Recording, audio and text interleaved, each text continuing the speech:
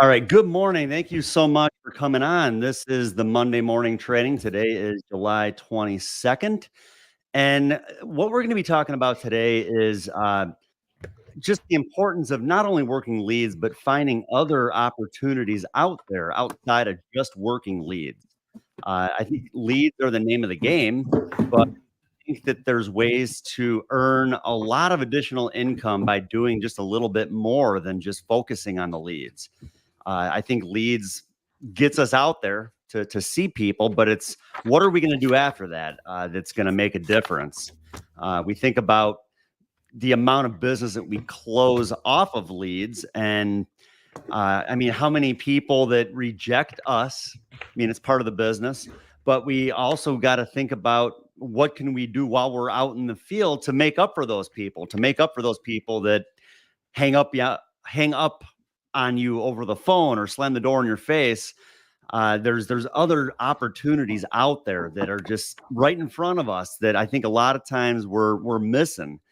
And so that's really what I wanted to talk about today. So I have Chris with me again this morning. Good morning, Chris. How are you? You had me in my view that I hated for just a moment there, then you put me back in the view that I like. So that's much better on Monday morning. Yeah, I'm glad to be live. I know we were on a rerun last week, but that's how summer goes. And I'm just excited to talk, at least on my side, about like senior centers, like when you're in the building, get in the building again. Um, don't be an undercover agent. Like there's just so much profit to be made in this conversation that it's going to be great for those that tune in for it. Well, yeah, and like I put in the email I sent out this morning, and for those of you who are not on my email list, go to adambersan.com or unitylifegroup.com and feel free to shoot me a message, and I'd be happy to add you to the list. That way, each week you will receive an email of the next topics and trainings. But yeah, what I put in the email was, I mean, just by doing like one of the different methods or extra ways of generating business that we're going to talk about this morning, I think an agent could very easily earn an additional 50,000 or more a year in income. Because if you think about it, that's like maybe 1 to 2 additional sales a week. Very doable. Just a matter of getting out there and doing it. And like I said, kind of taking advantage of just other opportunities out there outside of just working the leads. So let's go ahead and get started here.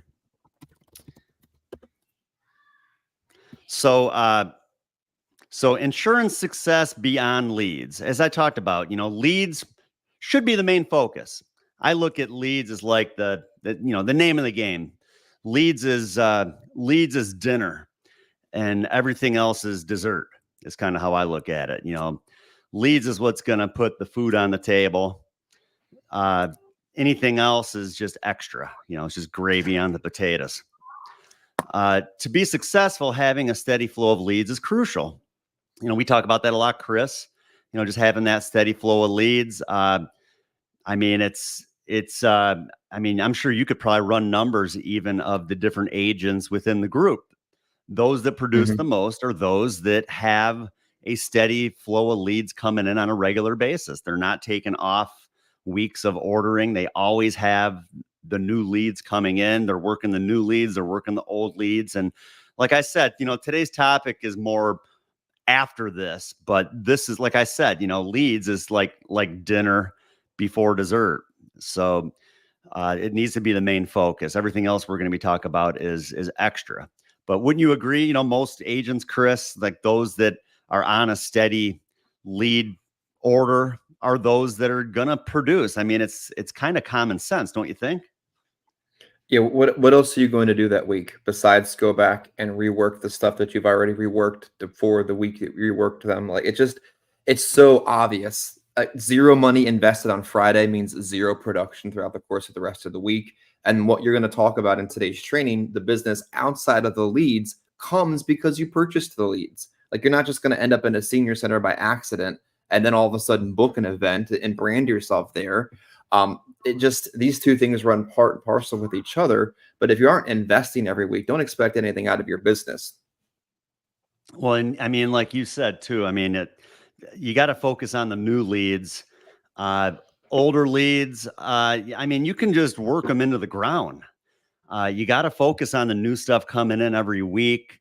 And those that place like one lead order and they don't want to place another lead order until they've completely dispositioned every lead, they're probably never going to place a second lead order, because I don't know if I've ever dispositioned every single lead in an order, Chris. Yeah. No, I had an agent this week for this week. She's on option 4, which is like anything less than $480 a week we put towards aged leads. And she said, I can do 200. Perfect. Better than 0. So we got her about 15, 20 aged, gently used leads. And I said, most importantly, everything in this business works once and everything doesn't work once. So you got to understand that you're doing it once is merely a step in the right direction. So if she spends 200 this week and then 0 next week, it's a waste of time. Everything works once, but nothing works just once too. That's right. I just clicked go live on Facebook, so we might be live in the group. I don't know for sure, but it's a possibility. So these days, everything is just so weird with Facebook, and we can no longer use our streaming service as like a easy way of doing it. I have to kind of find like a workaround. So sometimes we're able to get it, sometimes we're not. I think we might be on there. We'll see.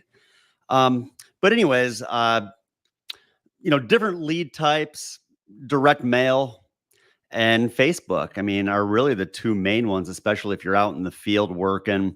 The one thing with direct mail, there is going to be, on average, usually like a 4 to 5 week turnaround time. I know lately, Chris, the orders that we've been doing through Need a Lead have been a little bit better than that. Would you say like maybe like 2 to 3 weeks? Yeah, I think 4 to 5 is a safe assumption before you're consistently getting the same amount of leads every single week. But they're returning leads within 8 to 10 days of the mail drop. So I think that's massively, incredibly cool. But 4 to 5 weeks before that pipeline is purely generating the same amount every single week. Yeah, that's really good. Boy, 8 to 10 days. If that continues, I mean, that really it speeds up the process, I guess you could say, for a new agent, where they might not have to invest nearly as much before leads start coming in. Because we talk about direct mail. I mean, heck, if you want it to be on that steady lead flow, you usually need to place a good 4 weeks worth of leads before you even see some coming back to you. So if that turnaround time is less than 2 weeks, I mean, you might have leads coming in even before you place like your third order, which would be really good. That way you're going to be profitable a little bit sooner before you have to, reinvest again into your business. Yeah, we mailed 60 leads in like the 5th of July in an area in New Jersey, and that campaign's already almost completely fulfilled itself. So that's far less than 4 to 5 weeks. But again, it's the consistency of direct mail that makes it awesome. Facebook leads, they come in super quick, but there's only so many Miss Johnsons on Facebook in a certain targeted market. You got to continue to move from county to county to county. Otherwise, your lead vendor is going to go bankrupt trying to keep up with the same place over and over again. But all these leads lead you to other business outside of them. Yeah. And, the Facebook leads, I think it's a good way to start when you're waiting for your direct mail to come in, unless maybe we already have some leads in inventory for you in the area that you're wanting to work. Facebook, like I said, about a little over a year ago, when I really started to focus on hitting it hard back out in the field. I placed the direct mail lead orders, but I needed something to keep busy in the meantime. And that's when I really started to focus on those Facebook leads. But to me, time is money, and direct mail, you're going to get in front of a lot more people because the leads are so much closer together. When I was working the Facebook leads, on average, I would say each lead was probably at least a half hour apart from the next. So it a lot more driving, a lot less time in front of people. The quality of the leads that I've worked on the Facebook side, like the toolkit leads I've worked, have been really good. But like I said, it's just the distance and the driving. And to me, I would rather, it's more productive if you are spending more time sitting in front of people than behind the wheel. So that's why I think direct mail really needs to be the main focus on a lead program. And you could always fill it in with some Facebook leads. If maybe you have a slow return, not a whole lot of leads coming in, you could always fill in the gaps with some Facebook leads. Or or some aged direct mail leads if we have some in the area that you're working as well. Yeah, I think that's Uh, the perfect balance. Not to drag this out to an hour and a half today, yeah, but there's just so much value here. When your leads come in, be it Wednesday, Thursday, or Friday, if it isn't as many as you'd like to work, that's your opportunity to place a digital order so you can fill the gaps. Direct mail, it's kind of voodoo. It's kind of like mystery meat magic. Sometimes it works, sometimes it doesn't. But if you're getting 12, but you're supposed to have 20, digital, and the digitals will kind of fill in the gaps there. With direct mail, you might need 1, 2, or 3 zip codes per week, typically less. With digital in that same area, you need 1, 2, or 3 counties. I've experienced that myself. I ordered 1 zip code for direct mail. I needed to place a 3 county order to get the same thing on digital leads. So understanding the advantages and the disadvantages, but kind of putting them together to put you into the field each week is good. and again, the focus today is not on leads, but what to do in addition to just working those leads. And I think, especially brand new agents, people that are just getting going in the business, that are wanting to kind of get on that steady lead order every week. Well, when you're new, you're not as good for the most part. I mean, it's going to take you a while to get as good as those of us that have been doing this for a long time. But and that's where you might walk out of some homes that in the future you'll be better and be able to close those sales. But that's where you need to have something more than just working the leads. You got to get as much out of the leads as you can. And the best way to get more out of them is by doing a lot of the extra things that we're going to be talking about today. So the first thing, pretty common knowledge that we don't talk about enough. And honestly, I don't feel like anybody pushes hard enough to get our referrals. There's so many opportunities. And I always think about this, like the people that we're working with, they know other people that are in the same scenario. One of the first questions I asked in my presentation, Mrs. Jones, by sending this card back, had you experienced a funeral lately? And if she says, yes, I kind of work off of that. Was there insurance involved? Was it enough? Did the family have to pitch in? If they tell me the family had to pitch in, well, right there, I know that there's other people that we can help. And one way that I bring this back up at the end, asking for referrals, I say, let's think about anybody that you know that if they were to pass away, it could affect you financially. Meaning, if they don't have coverage, people are going to be running to you for help.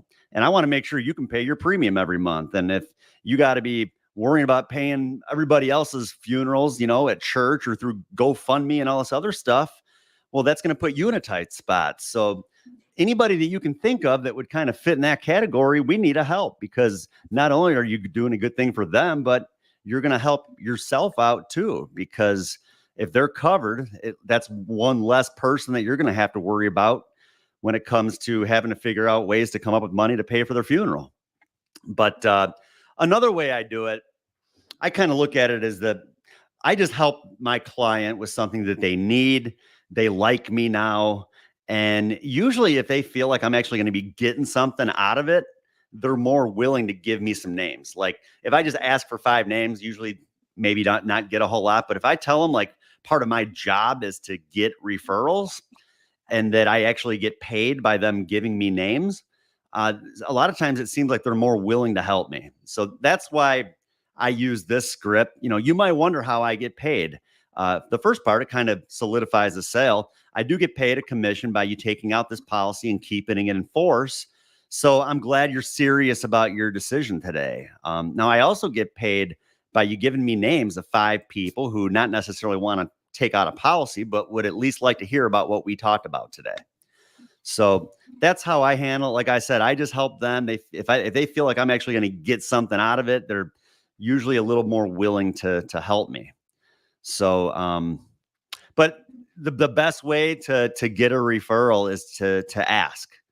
I mean, if you don't ask for referrals, you're not going to get them. That's the only price for a referral, is that you have to ask. It's a free lead as long as you're willing to ask for it. And like I said, I mean, new people, when you want to do a good job with increasing your closing percentages, I guess you could say, well, the best way to do that is to get more referrals, help more people on the good leads, like I said, is going to make up for those that maybe slammed the door in your face or never gave you an opportunity to be able to sit down and talk to them. What if a And referral, Adam, was yeah, chargeback protection? Like, I think people get into their heads about referrals to the point where they don't even do it. Like, they get so afraid of the word, they don't even try it. But what if instead of a referral, we called it chargeback protection? Because if you can nest yourself within that same social circle, you're protecting that initial policy because she has it, and then she has it, and then she has it. So nobody wants to cancel it and be that person that doesn't have the insurance anymore. So what if instead of thinking about it as a referral, because you're afraid to get the referral, you thought of it as chargeback protection? Here's another part of the chargeback protection, though, is selling multiple products in that home, selling multiple people in that social circle, branding yourself in the home. The referral is protecting the business that you wrote. And don't you want to do that? yeah, for sure. Yeah, I mean, the more people that are involved in the equation, the less chance of that business falling off the books for sure.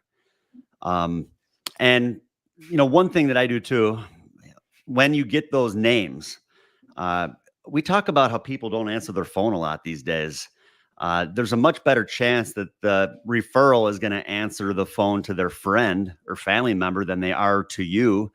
So while you're there, have that person call the person and let them know. If anything, have them hand the phone over to you. And I usually try to head straight over there. Like if they're in the area, well, I just happen to have a few minutes right now. How about I just swing on by right now? And unless I have an appointment or something, usually I'll try to get there right then and there. The sooner the better. The when it's fresh on their mind. Same thing. I mean, if I try calling them later, there's a good chance I might just never be able to get a hold of them. So yeah, have the client get them on the phone for you. Have them hand the phone over. You can have a brief discussion and just try to get over there as soon as you can. And try to get their name, address, phone number, the relationship to the client. All that information is very useful. And like I said, I just happen to be about 10 minutes from you and have a little bit of time right now. Will you be around for a little bit? It's amazing how many people you're only 10 minutes away from. Might be an hour and 10 minutes, but hey, that's only 10 minutes. I'll be right there. That's right. And one thing too, like I've found too, like when, let's say I'm talking to a mother that wants her kids to get coverage. I mean, I've even told them, like, look at like your mom, she wants me to come by to talk to you about this. This is important. Your mom's going to be pretty upset if, if you don't let me come by to talk to you about this. And okay, I got you. Come on by. I don't want my mom to be mad at me. So, but it works. And the next one, like Chris, I know you wanted to talk a little bit about too, is the group presentations and events. If you have a lead who lives in a high-rise apartment building or senior community, ask the building manager or event coordinator if you could schedule a time to educate the residents. It's a great way to reach a great number of people at one time. And I've always said, make yourself out to be the person, the insurance man or woman in the building, where when people think about their burial insurance, they're thinking about you. Oh, well, we already have a guy, we already have our guy here who comes by. You want to be that guy. So make yourself out to be that person. And I would say too, don't just schedule one event. I mean, you could do this on like a monthly or every couple months basis and just do what you can to get back in the building. That's how you're going to make yourself that person in the building. But same thing, just like a referral, if you don't make the effort to get to the person who can help you schedule the event, well, you're never going to get it set up. And I think it's also good to, once you schedule an event, to do a good job with marketing it. Don't just schedule the event and show up that day. Like, you need to get back into that building before the event. I would print out some flyers. You could post the flyers in the building.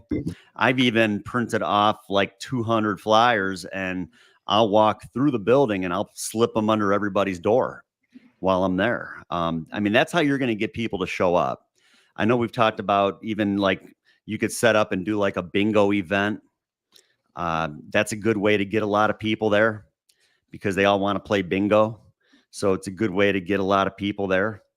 I've always done like raffles where I'll raffle off a gift card. I'll pick up like a $50 Walmart gift card or something. And then I'll print out like a bunch of little cards where the person will fill in their name, their address, their phone number. And it's almost like a raffle ticket. So if they want to win that $50 gift card, they got to fill out their raffle ticket. And I just created a lead. Like I've always felt like in the group presentations, you might write like maybe 1 or 2 pieces of business that day. But the way to get the most out of the group presentations is by doing just what I was talking about, doing a raffle, creating a bunch of additional leads, and then going back to see those people. Get back into the building. Oh, hey, Mary, remember me? I'm Adam. I did that presentation about the final expenses the other day. I figured I was back in the building, just needed about 5 minutes to see if we could sit down. I could put a quick quote together for you. It's as simple as that. But it's a great way to add, like I said, those additional leads by doing a raffle, having the people fill out their information. If they don't fill out their information, I mean, all you're going to get out of that group presentation is just those couple people that you wrote while you were there. So like I said, it's just a matter of maybe doing a little bit extra and doing what you can to get in front of more people even after the event.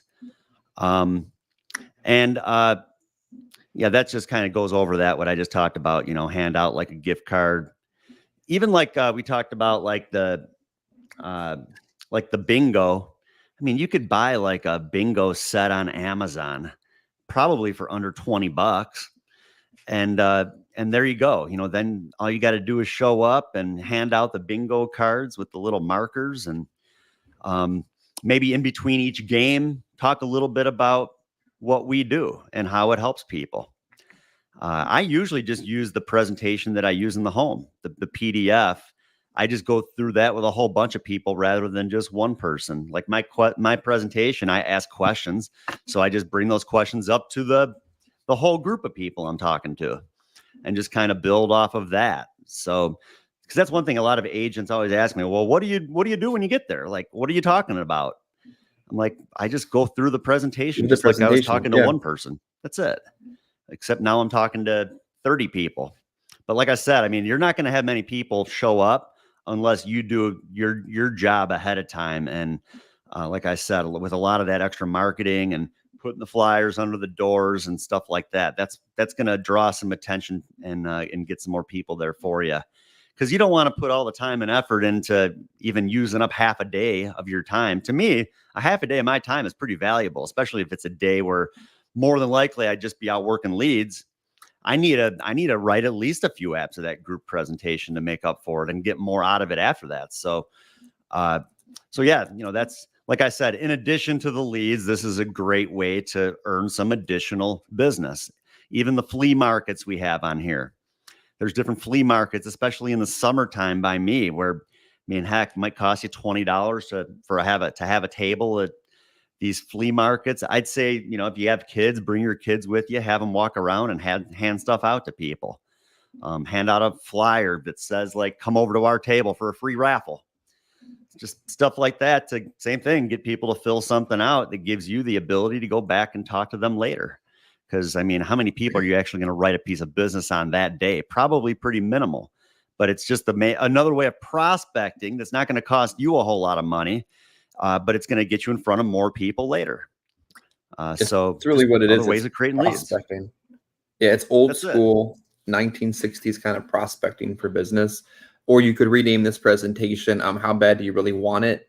Like, yeah, leads are great. Leads are going to get you to 90% of your business, but it's like this 10% that takes you to the next level. But it's so important, especially in that beginning phase of your career. Like, what if you did a senior center every Friday? Like, you had enough leads to get you through Monday through Thursday. Most people typically do. But what if this is what you did every Friday? And every Friday at around 11 or 12 o'clock, you were in a different building, giving the same presentation with the same methodology and getting 2, 4, 6, 8, 10 presentations from that, writing 1,500 to 10,000 in business. I don't see why you couldn't be in a different senior center every Friday if you understood where they were and how to set it up and just got comfortable with the process. Yeah, imagine if you did that once a week, Chris. Like you said, every Friday, you could generate 30 leads for the following week just from that one senior center. If you do the marketing and you get people to show up, 30 leads along with your 20 to 30 other direct mail leads. I mean, heck, 50 to 60 new people every single week that you would have to prospect to. I mean, you're never going to have to worry about figuring out how to come up with money to pay for leads. I mean, you're going to have more than enough people to see on a regular basis. Yeah, and like I said, yeah, on a Friday, heck, I think that'd be a great day to do that. I mean, right now, I mean, I'm only out in the field Tuesday, Wednesday, Thursday, but I put the time in those 3 days. Friday is a great day for something like this, have an event. And like I said, just create additional leads for the following week. The sooner you get on them, the better, while it's fresh in their mind. I would definitely take those and at least try calling them and trying to set up appointments with them for the following week. Yeah, and I think agents too, they get so used to doing the same thing Monday through Thursday, it gives them a different change of pace. They get so used to doing the same presentation in different homes that it's something fun. It's different. You can make it a theme. You can just make yourself present in so many different areas. And what also tends to happen is these senior buildings are managed by the same like corporations or companies or people. You figure out who manages the buildings. You get into other buildings. Heck, this is all like Medicare agents sell off of, is this grassroots kind of stuff. And they're massively successful, writing 300-400 lives a year just off of this. So why can't we incorporate that and get ourselves in front of people that would have never filled out a lead in the first place? You're right. That's the thing. You're going to get exactly that, Chris. You're going to get those people that aren't going to respond to something. You're getting a whole different type of person that is never going to call in to a TV commercial, that's never going to respond to a card in the mail, but they need it. They know they need it, and they're just looking to find someone to help them get it. But it's like they're never taking that effort to find that person. So that's where, yeah, something like this is a great way to get in front of those people. And check with your local city hall or town hall, and you can also get a schedule of different senior events that are upcoming, where you could reach out to the city or whoever you need to maybe even try to get a table, and it's some of those different events. But yeah, do some research. I mean, you can find places to go even outside of just the senior apartment complexes. I think it's a great start, but sooner or later you're gonna run out of those too. Well, at least in your area, you gotta maybe move around a little bit more, but yeah, just other ways of doing it outside of just the senior complexes, different senior events, flea markets, stuff like that as well. The 3-week follow-up, I don't know why the text on this slide is a little off, but the 3-week follow-up, and we've done this. I've trained my guys to do this, where within probably 3 or 4 weeks of you writing the application, they've more than likely, the client has received their policy, and it's a great time to go back. And because now everything that you explained to that person actually came true. So I feel like the trust is even a little bit better when you go back, because now, everything you told them, you filled out the app, they received a policy. The first premium payment was drafted, and just the amount that you told them was going to take out came out, and it came out on the exact same day that you told them it was going to come out. Like, the trust is just a little bit higher, where that's where you can go back and you can do what you can to add coverage right then and there. Mrs. Jones, you actually pre-qualified for up to $35,000 in coverage. Did you want to take care of that today? And we found actually, I think like 2 out of 5 when we tested this, on average, were willing to add to their coverage. So, I mean, how much time does that take when you're out in the field? I work areas that are all pretty close together. I use this mapping app on my phone. It's called En Route.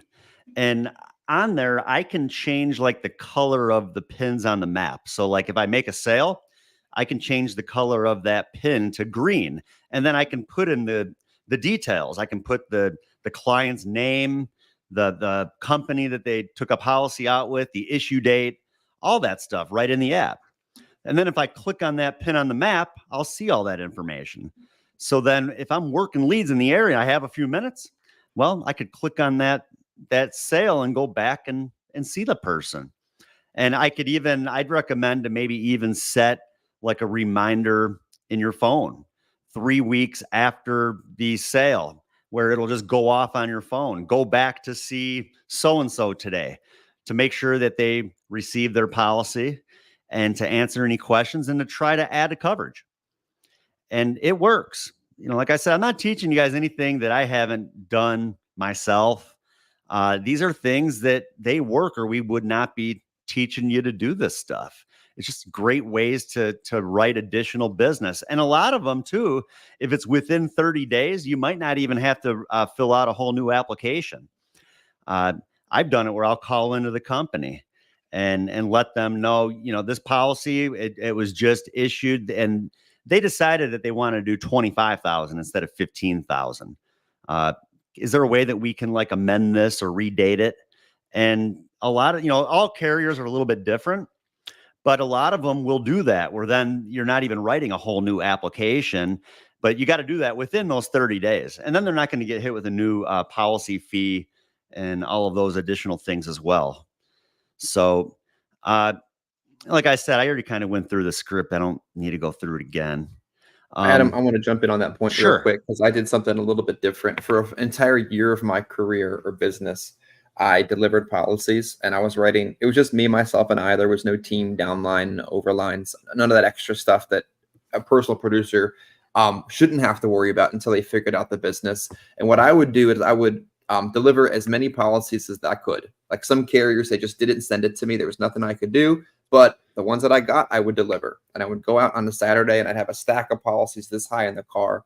And I would take a sticky note and I would put it on the front of the policy.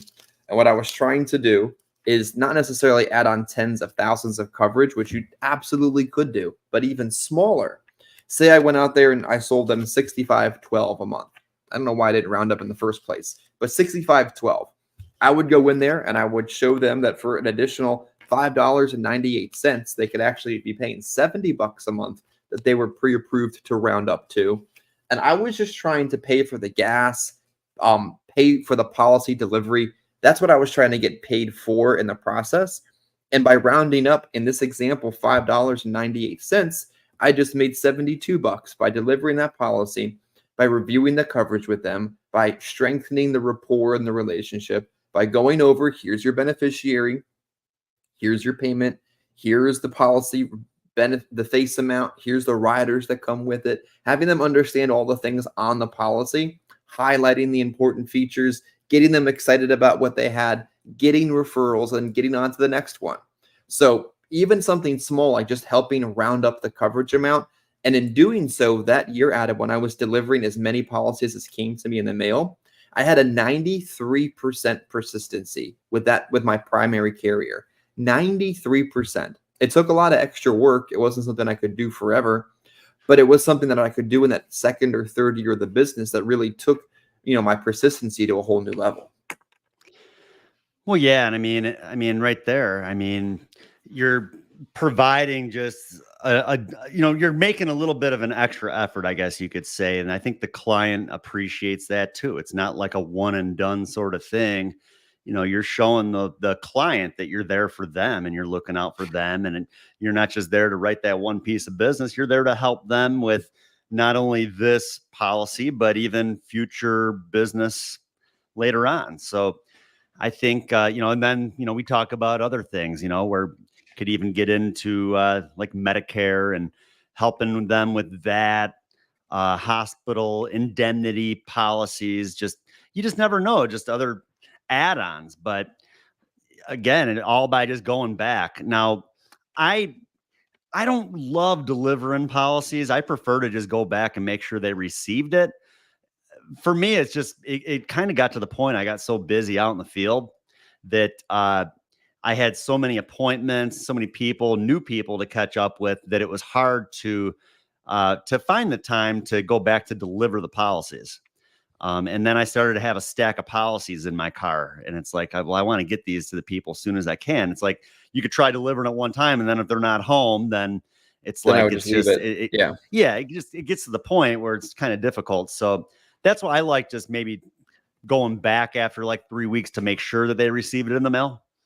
And that way, at least at least then the whole sales process, I guess, was fulfilled, where that clock can start from when the time that they receive the policy. Like what is it, like the 30-day look or whatever, doesn't Mhm. really happen until they receive their policies. So we want to make sure they get those policies as soon as they can.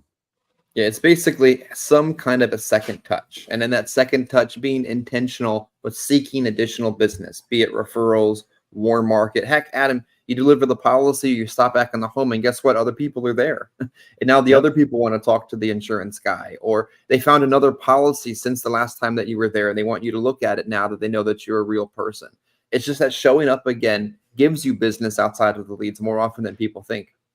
Yeah. Well, I talked about it on our call last week. Like I was in a house, I don't know, a week or two ago, where other people in the home, they hear your conversation, they're listening. And I was sitting there writing an app, and then I hear in the background, how much would it be for 15,000 for me? I So want I'm what like, she all right, has. well, yeah, I'll be with you in a minute. Let me finish this up, and then I'll come over and talk to you. This lady is just sitting there getting her hair done.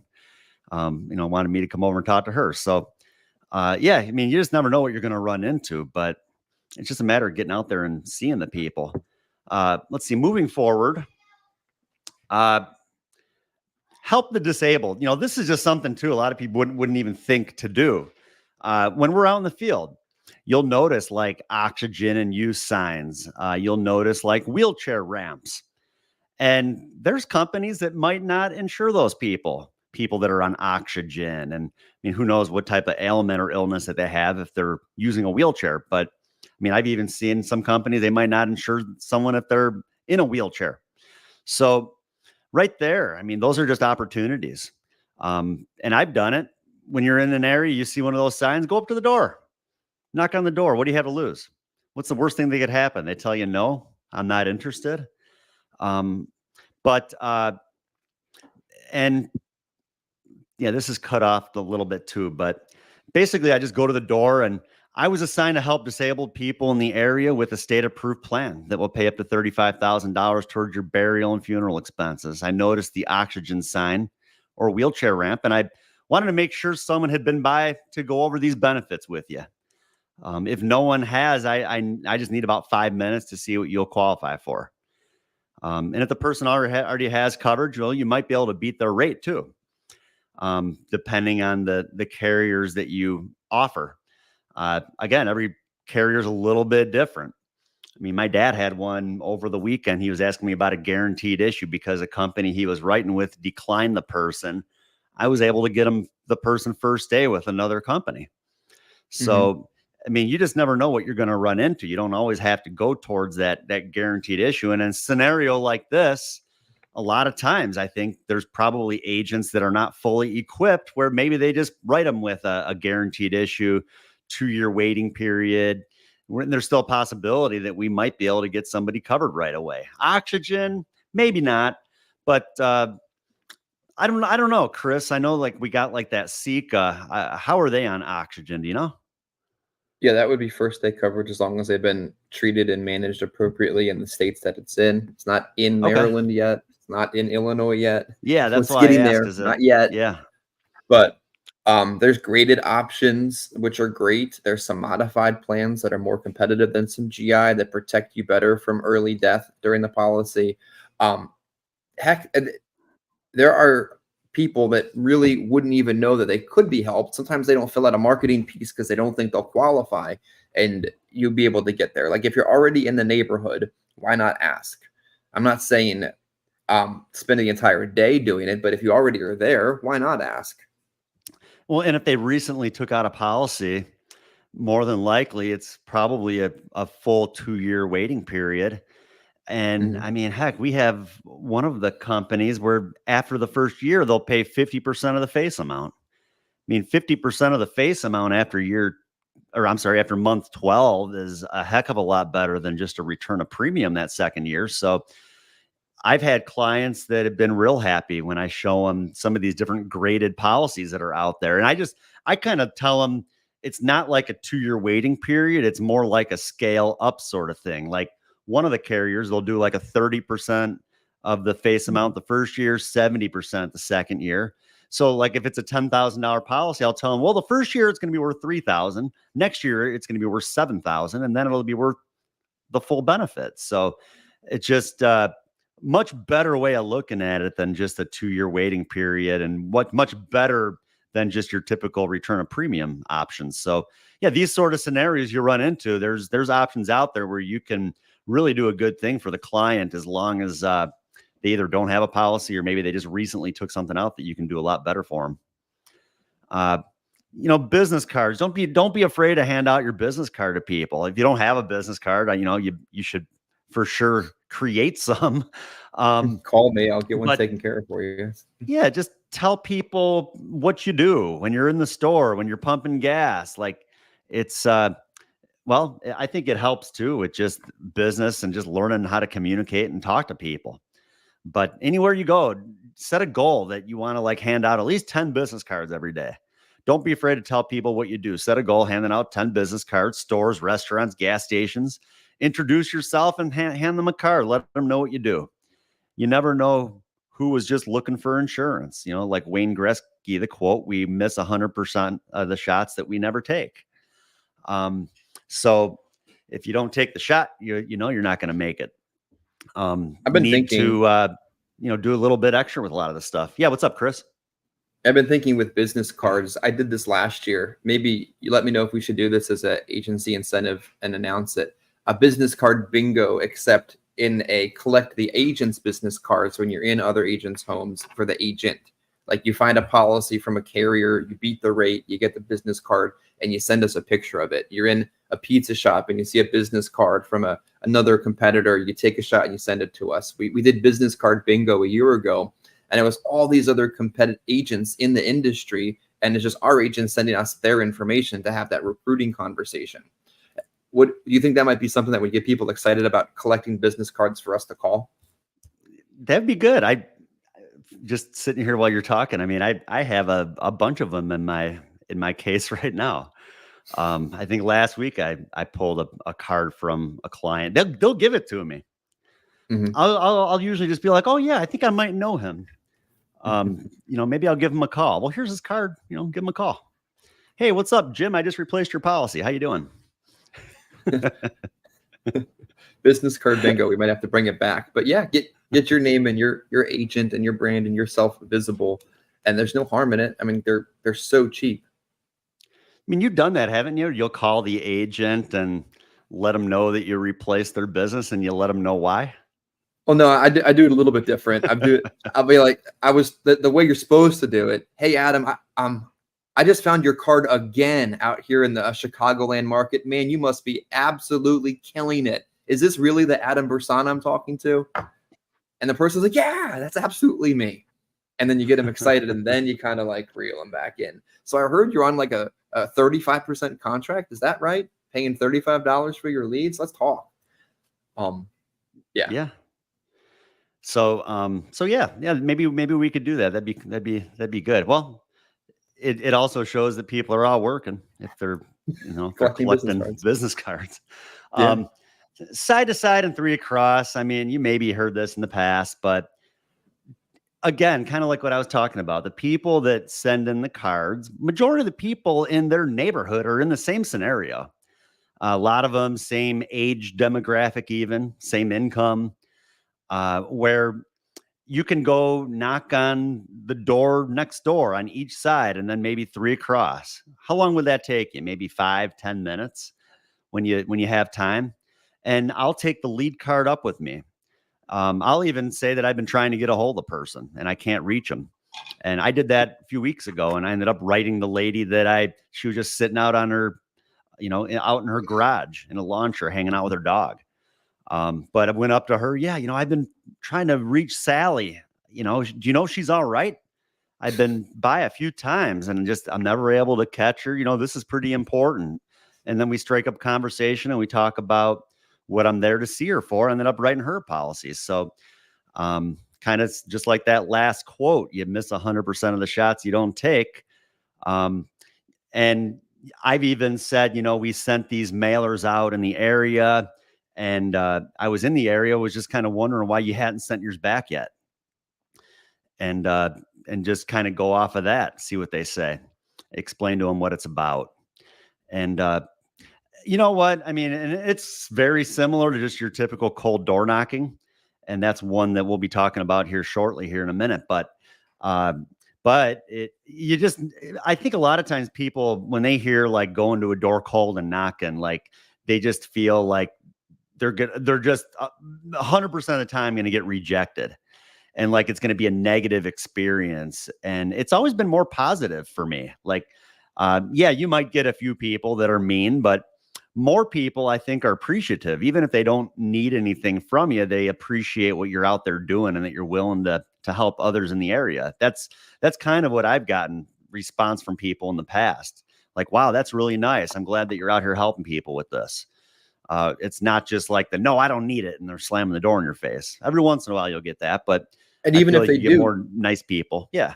Toughens your skin up a little bit. Like, yeah. Adam, I talked to somebody on our recruiting program on Friday. I think I mentioned it. She cold canvases to enroll people in some type of donation thing, like the Bird Society or something like that. And she has to do 150 approaches a day. She doesn't finish the week with 8 enrollments. She's fired. She makes $20 an hour, maybe 150 approaches a day on something to make a basic hourly wage. And we can't, for $60 to $120 an hour, knock an extra door before we leave the neighborhood. Yeah, exactly. And that was one that, the one that I wrote, it was like probably 7:30 at night. It was like one of those days where I don't think I'd written a whole lot of business. And I mean, that I just don't like going home without much. And so, yeah, I mean, I was trying to come up with any way of generating that business before it was just too late and I had to go home. So, and I don't think I got home until 10 o'clock that night. I ended up getting in the door on talking to that lady that was next door. And I think she had trouble finding her banking information or something. I had to help her on her computer. It was a long process, but ended up writing it, and it was like $80 a month. So I would not have written it had I not just gone up and started talking to her. Like I said, people in the area, they're in the same situation, and you just got to go ask them. And a lot of times, even if they have a policy, I've run into so many policies that probably should never even have been written. More than likely, we can put people in a much better situation than they're currently in. Let's talk about current policyholders real quick. One of the biggest mistakes we make as agents is not contacting service or reviewing our current policyholders. Talked about the 30-day review. That's one thing, but I would say even going back for like annual reviews is often good. And a lot of times we've underinsured them in the beginning because we want to make sure they're in something that's affordable. And one thing I've really noticed over the last year or so with inflation, these funeral prices, they just really are going up. Everybody I talked to lately has been telling me about a relative that died, and to be buried, they're spending anywhere from $12,000 to $20,000. And I have so many clients that I wrote $10,000 policies on in the past because that used to be plenty to cover a burial. So now it's like I'm going back and saying, hey, we need to help get you more coverage. I was here to help you, and I want to make sure that it's going to be enough to cover everything. I don't want your family to still be stuck. And so, that's something you got to go back. If you don't go back, someone else is going to go back. And then you might end up losing the piece of business you wrote. They're going to buy more. And even if it doesn't make sense that now another captive agent got in the home and wrote them something that to be overpriced, they just wanted more and bought more from whoever showed up. So they're either going to buy more from you or the next person, because they, as you taught for years, that they fill out direct mail cards. They are the kind of people that respond to this kind of marketing. they're going to respond to that kind of marketing again. If not, you're getting in front of them. We're talking Yep. about business outside of the leads, but this is also outside of the lead. You paid for the initial opportunity to create this client. Now go back and see them. What if every Friday you were doing a senior center in the afternoon from 11 to say 2, 3 o'clock, and then in the evenings you were going back from 3, 4, 5, and 6 and seeing additional policyholders from last year?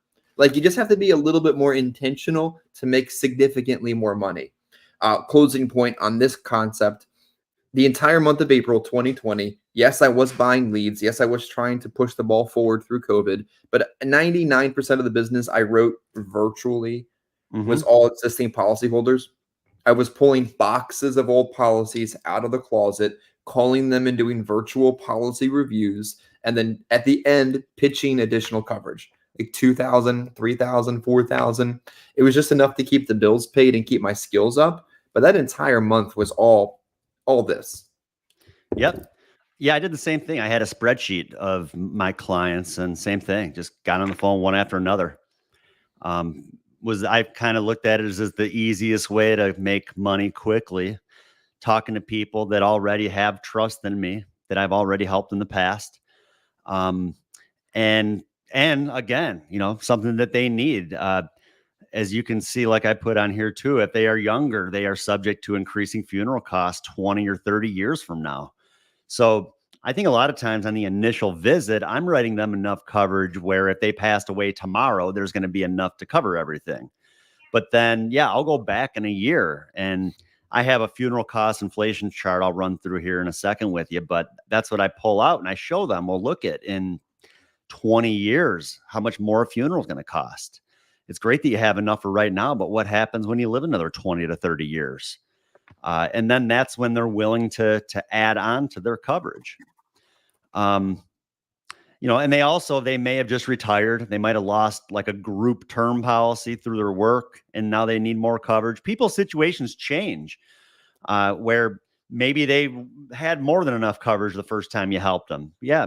Some of these plans, I've seen a lot of these plans even where people think that their whole life, and they're not, and they expire when they turn a certain age, where maybe they weren't willing to show you their policy the first time, and now you come back and, well, why don't you pull that policy out?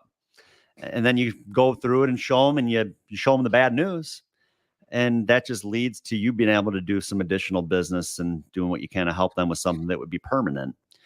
Like I said, if you don't stay in touch with them, another insurance company or another agent's going to. So keep records of your clients. I talk about this a lot. You need to be saving copies of all of your applications. You also need to be adding your clients into a spreadsheet, and do what you can to keep in touch and visit your clients at least once a year, to go back and kind of go through like I said, like the increase of costs of funerals and that. Send out birthday cards or holiday cards. I say holiday cards because everybody sends Christmas cards. I think it's good to maybe be a little bit different. Send them like a card at Thanksgiving, or send them a card like at Easter. That's when they're not getting one. Even like if you're visiting with a husband and wife, I think it's good to ask them when their anniversary is, and send them a wedding anniversary card. How many people are getting a wedding anniversary card from their insurance agent? Not many.